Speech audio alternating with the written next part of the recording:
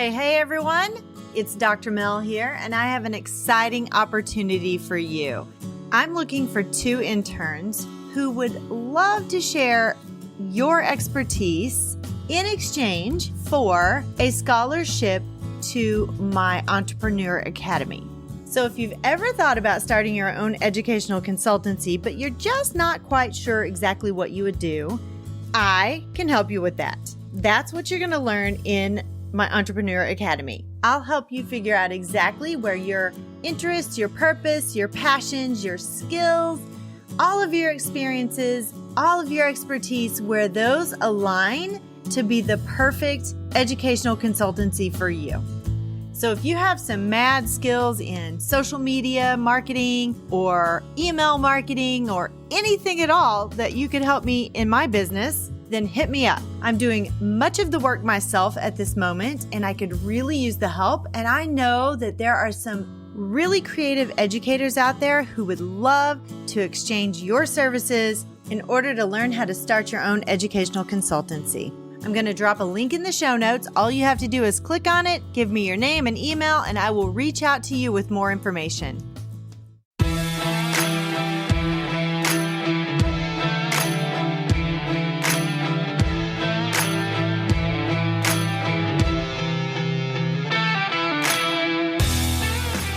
Hi friend, are you ready to move into a leadership position?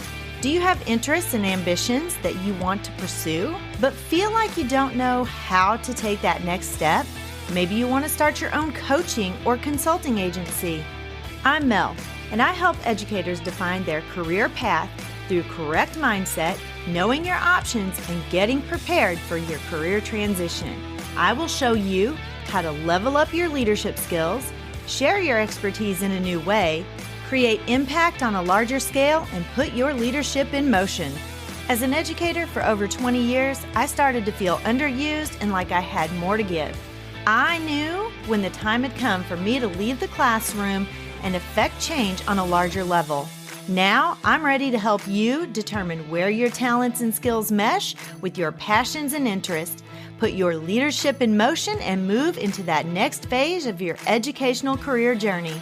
Let me help you define your career path by having the right mindset, knowing your options, and getting prepared for that next leadership position.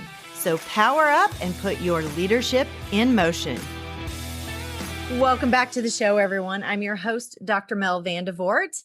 And today I have with me Dr. Jamay Fisher, and she is from Texas. And she's going to be talking to us today about empowering leaders who are suffering from burnout. We've all been there as a leader, as a teacher, as an employee. We all suffer as a parent. I mean, you have burnout in your life, and she's going to talk to us about some ways to cope with that, go through that, and come out good on the other end. I think she's got some actionable steps for us.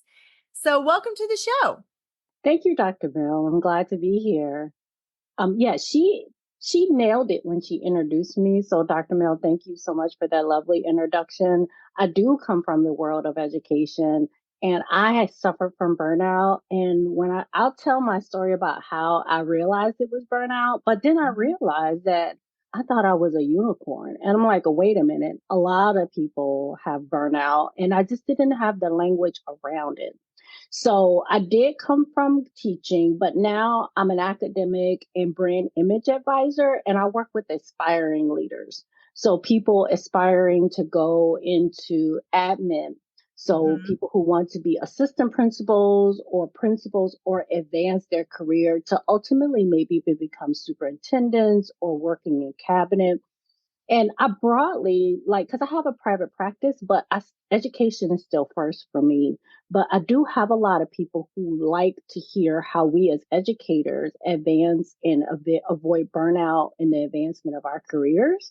So I tend to work with a lot of public figures and celebrities. So believe it or not, who would have ever thought aspiring leaders in K through 12 would have something in common with public figures and celebrities? Exactly. Well, that's impressive. That's awesome.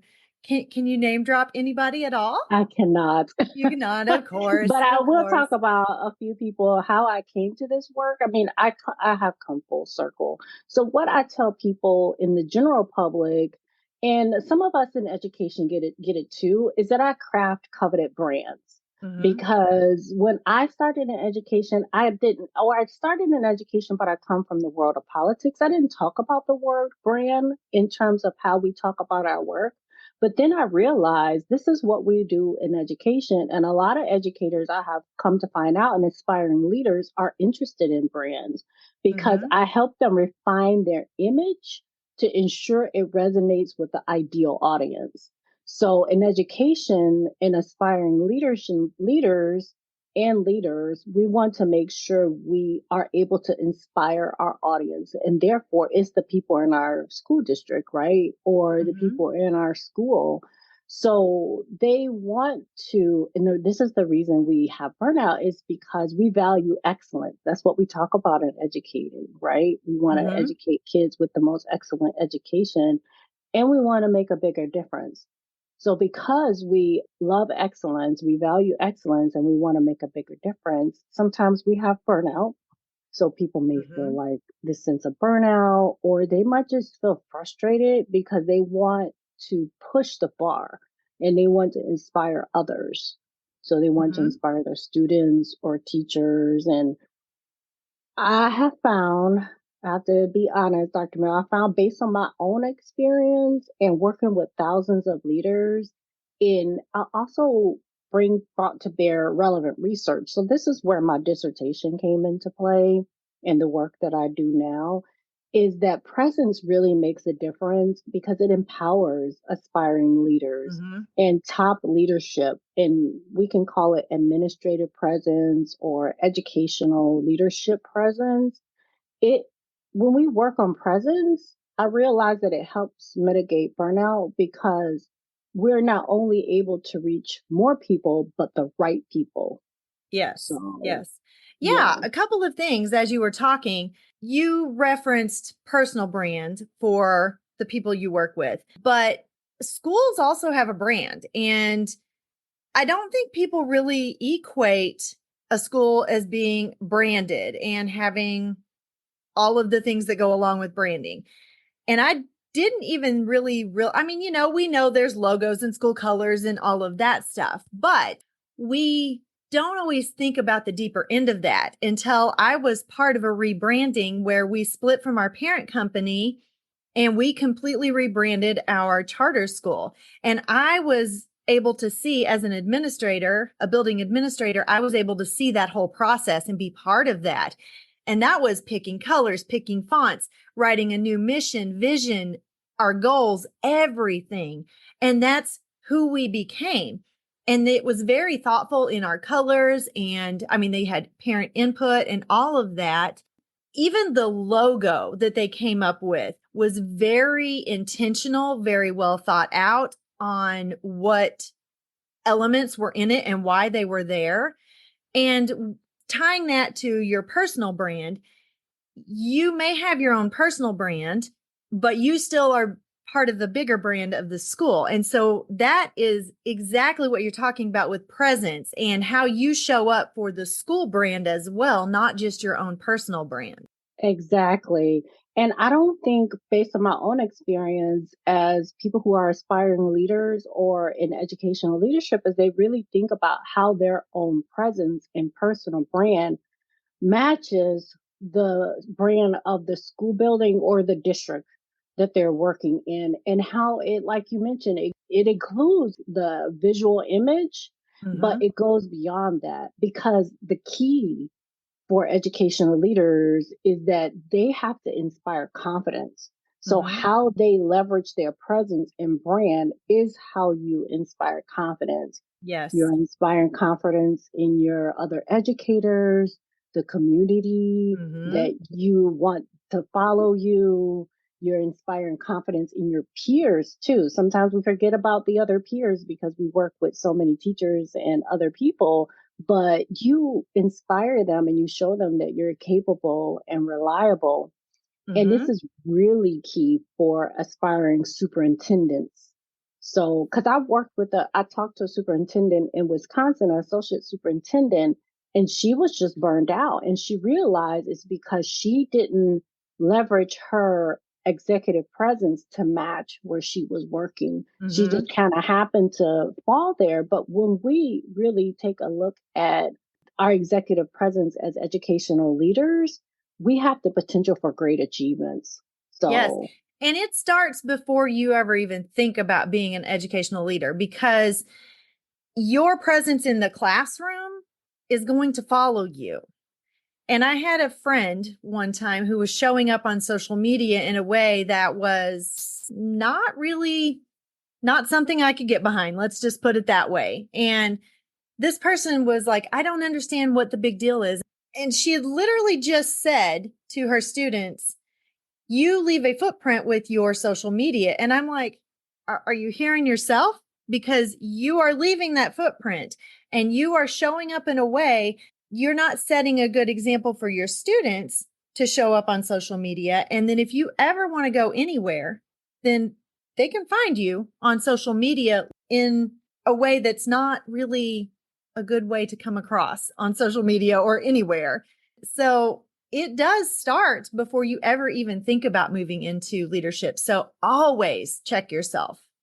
it really does. And when we are wanting to do bigger things and reach bigger people as principals, assistant principals, superintendents, cabinet, we really have to be mindful of those, and not in a way that causes us to burn out, but in a Right. way that really shows we put our best foot forward. So these are Mm-hmm. for people who like excellence. You want to put your best foot forward on socials, and yeah, you can let your hair down, but you are really like thoughtful where you let your hair down. Exactly. Because Or we're how you public. let your hair down. Exactly. Exactly. Yeah, because we're public figures at the end of the Exactly. day. I mean, we really are. That's why I work with so many public figures. Celebrities are in the public.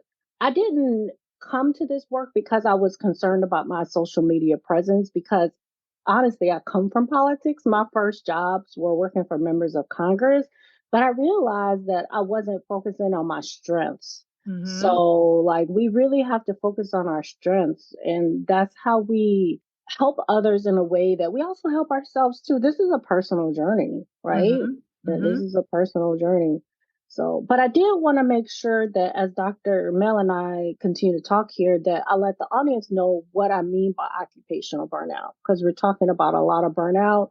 There Mm-hmm. is a formal definition for occupational burnout. It comes from the World Health Organization, and it's defined by them as chronic workplace stress that has not been successfully managed. So, as leaders, we have stress.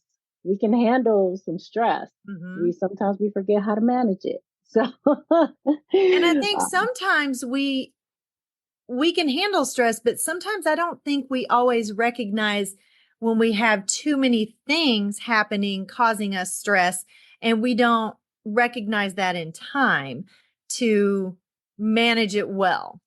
And I am a yeah, prime example of that, because there's been many days that I'm just like, I can't even think straight, literally, because I'm so tired. I'm so burned out. I've worked so much, and it affects everything about how I do stuff and what I can do and what I can accomplish. And so I've had to learn to scale back a little bit for my own peace of mind, even though it's counterintuitive to what I feel like I need to do.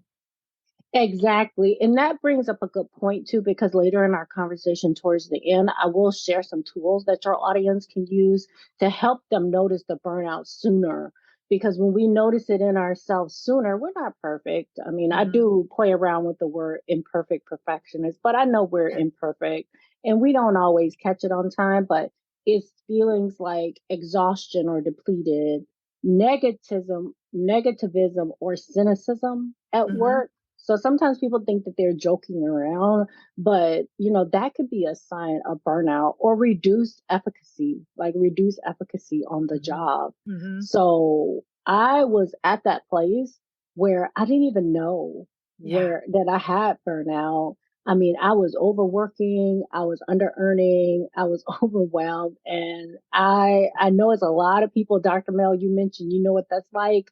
I bet there's a lot of people in the audience who also know what that is like to feel there, to feel that. Yes, So yes. And if you don't recognize it in a timely manner before it becomes this monster, then you're going to end up like I was on the couch one day. I was sick. I couldn't do anything that day because I didn't take care of myself prior to that day. And so I've realized, you can't do all of the things that you want to do.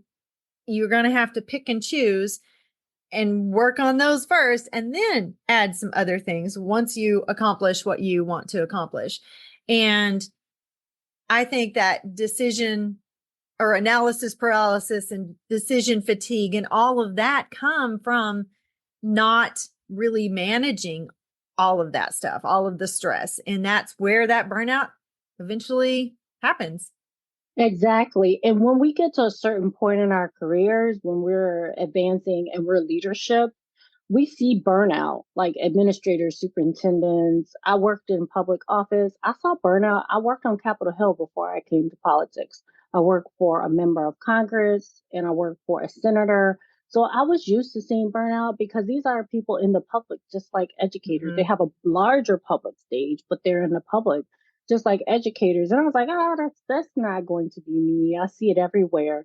And similar to you, I noticed burnout when I was a time when I was living alone by myself and I was teaching in Baltimore and at a university, but I was teaching aspiring leaders, so in educational leadership. And then I just found myself in the middle of the night on the floor of the bathroom, not being able to move. And I'm Mm-hmm. like, what is happening? That was the wake up call when you found yourself on the couch and you're like, how did I get to this Mm-hmm. couch? So, Yes, yes. And one of the ways that it manifests in me big time is not being able to sleep, which exacerbates the whole problem because when you have lack of sleep, nothing is going to work correctly. I can't think straight. I have a headache. I feel nauseated because I've had so many days of not near enough sleep and I am very unproductive at that point. that's why I decided it is exact reasons what we went through is why I decided to dedicate my career to helping people avoid burnout. I'm like, okay, I'm having burnout. I've seen it everywhere in Mhm. politics and working at district center with cabinet members. I never thought it would be me. And because I didn't know how to like nip it in the bud in advance. And I realized that a really good tool is presence. Like I told you earlier, in the corporate world, they call it executive presence, but in education, we might call it administrative presence Mhm. or just presence. Just having, and there are tools around this. And I'm like, I'm going to go all in on presence to figure out like how I can mitigate it for myself and share it with other people because that's what we do as educators.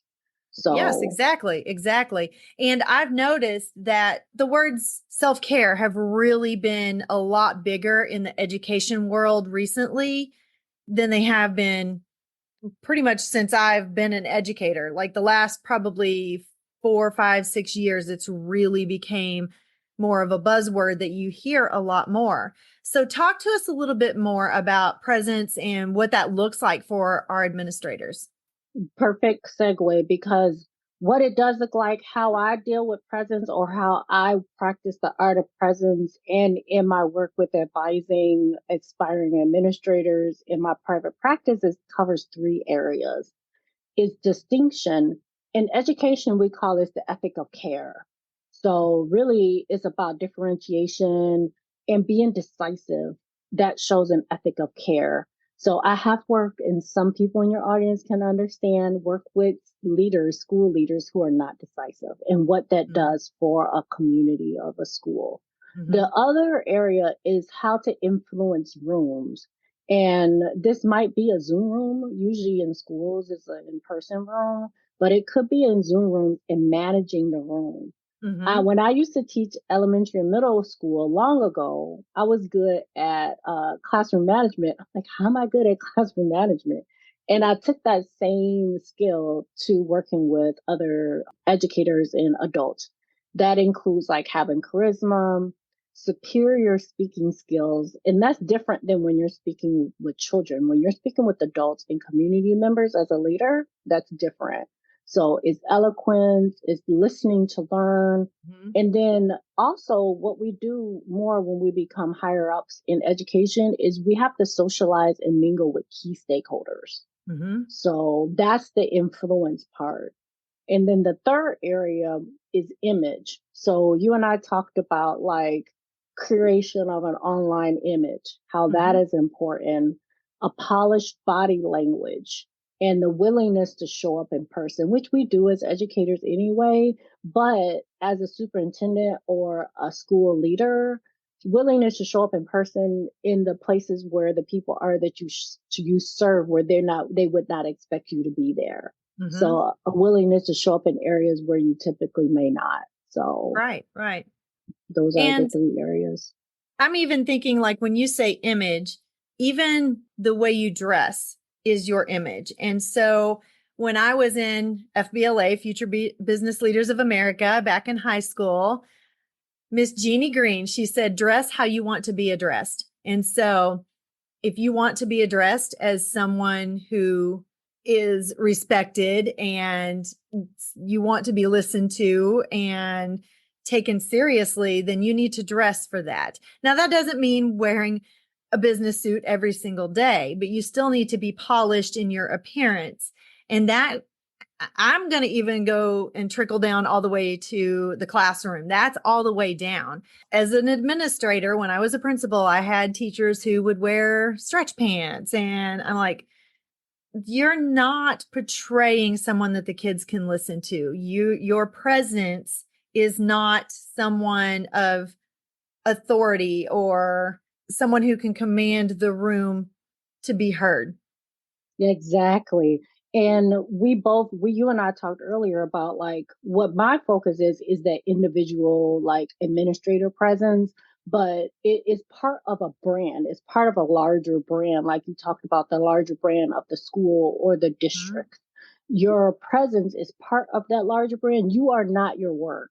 So we have to remember we are not our work. Right. But we deploy our gifts to that work. So we're still our gifts outside of that work. But these things are actively managed. One thing that I do focus on is we have to focus on the pleasure and purpose focus of the work. Like we're not our work, but we want to be able to enjoy our work. And then being that it's an ongoing work of courage too. Like that's just part of being a school leader and aspiring administrator is that ongoing work of courage. And I almost think as an educator, though, you are your work in some respects, because even when you're out and about, your students, I just think back to, I was at Walmart one time and they were like, Miss Vandervoort, what are you doing here? I'm like, well, because I need toilet paper and food, and they don't equate you with being part of the world. You're their classroom teacher and apparently they think you live there. But when they see you out and about, they're still equating you with someone who is their school person, you're as a teacher or a principal. And so, I just wanted to throw that in there a little bit. That's a great example. That is a great example. And that's why we come to these roles. Like a lot of people who come to education are nurturers. They believe in public service and giving back to the community. So it's just part of our ethos at the end of the day. How? I want to be respectful of your audience and just kind of give a couple tools on how we can go about deploying presence. One thing I like to talk about is to be a thought leader inside and outside of our areas. Like, how can we be more of an advocate? And that's going to look individual for each person. And then to fine tune our servant leadership. So to be servant leaders, but to fine tune it through the lens of PR. So when I say PR, I mean like your newspapers, be willing to go on the news when it makes sense. Because oftentimes education gets in the news when there are bad things happening, which, that's just part of the human condition. We're not perfect. But to be very purposeful in terms of where you might deploy your PR so that you have a reach. Not only are you making a difference for the people in your immediate district or whatnot, but you're also showing some best practices to people across the country and the Mm-hmm. world. Mm-hmm. It helps you fine tune your servant leadership in a different way. Right. And you are a PR person every single day that you are not in school, as well as when you are in school. So think about your word choice and how you come across. And, even I'm going to go as deep as even saying, gossiping out in the community. It's people look at you as a gossip then, and they don't look favorably on the district because they're hearing negativity coming from teachers or parents or things like that. And we can't control parents, but please try to control yourself in the way you present yourself and the words that you choose and the way you say things on social media. Yeah, so definitely consider what we're talking about here. And it's 4 areas that I would invite people to take a pen and paper out Mm-hmm. or on a computer, or if you're not driving, to re listen to this podcast and rate yourself on a scale of 1 to 10. On one area being thought leadership, where Mm-hmm. you, on a scale of 1 to 10, with 10 being, I am definitely a thought leader and I want to do more, or like a 5 is like, I'm okay on thought leadership. And a 1 is I haven't even thought about it. Right. So, and the area 2 for people to score themselves on is servant leadership. Mm-hmm. So the third area is image. And Dr. Mel and I talked about image here a bit. Mm-hmm. And then the fourth area is communicating gravitas. So being able to communicate in an eloquent way to inspire adults and people in the community to come along with better educating or educating in a better way. So it's kind of 4 areas that Mm-hmm. people can look at and scale themselves on a scale of 1 to 10. Sometimes people have a hard time, we're harder on ourselves than when we assess ourselves. We're harder on ourselves than the assessor themselves. Right. So Exactly. a lot of people need me. A lot of people ask me to come in and help them score themselves or help them figure out how they can move up in the scale.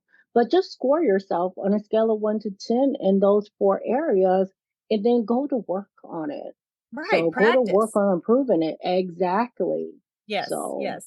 One of the things I talk about a lot is communication. If you're not great at being a communicator, practice being a communicator. Look at your emails, think about how you've worded things. I will write an email and then I'll sit for a little bit and then I'll go back and reread it a few times and make sure that it's very clear on what I'm trying to say, making sure that there's no spelling mistakes. Because as an educator, if you send something out with a lot of spelling mistakes or incorrect grammar or incorrect punctuation, that doesn't say a lot for what you do in your school. Like you said, just practice those things and those are learned skills. You can always become better at those. So and we're never done throughout our lives. Like we always can be exactly. better communicators and practice more gravitas and listening to learn.